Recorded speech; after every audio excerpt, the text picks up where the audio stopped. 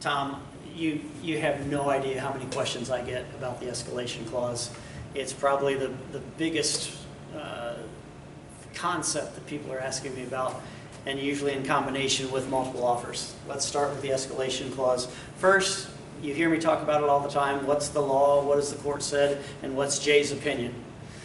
Jay's opinion is the escalation clause concept is excellent. It's really trying to approach a concern. People were making up their own escalation clause terms and they were getting silly. Unfortunately, I don't think the form itself works well because of some concerns that are in it. Let me talk about those. First question I get is, Jay, if I'm just writing the first offer, I'm the first buyer agent who's going to be talking to the list agent, I know there aren't any other offers, should I do an escalation clause? Sure, why not? You let the seller know that your buyer's aggressive, they're interested in making sure they have the highest offer. You don't have to wait for a multiple offer scenario to incorporate an escalation clause. What I'm seeing most of the time, though, is people are waiting, and when they get a multiple offer notification, that's when they are then submitting their multiple offer, their highest and best, with an escalation clause in it.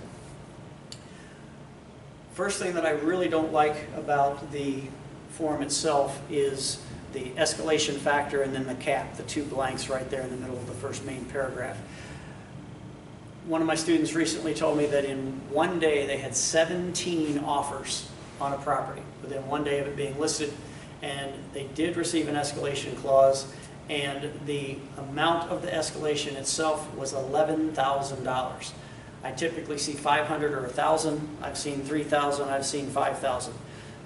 11,000 took the cake for the escalating factor that is in that contract. Where I have my biggest problem, though, is the next blank. What's the maximum your buyer is willing to offer for the property? If I were to come to you right now and say, hey, I'll offer $200,000 for a property, but by the way, my buyer will really pay $215,000. If you give me that information as quickly as I can get back to my computer and to my seller, I'm going to talk to them, and you're going to get a counteroffer from my seller at $215,000, just like that, because you've just told me your buyer will pay $215,000 for this house. Jay's opinion is, when you get to the blank about what your cap is, what the maximum your buyer is going to pay, put one of two things, the word none or the words no cap. When I say that, people say, but Jay, that means that my buyer could be forced to pay $1 billion for the house. Yes, it does, except for one silly little thing. Anytime the seller wants to escalate you, they must give your buyer a counteroffer. What can your buyer do to any counteroffer anytime they receive it? They can reject it. So even if they get escalated above where they want to go, they don't have to move forward once they get the counteroffer from the seller.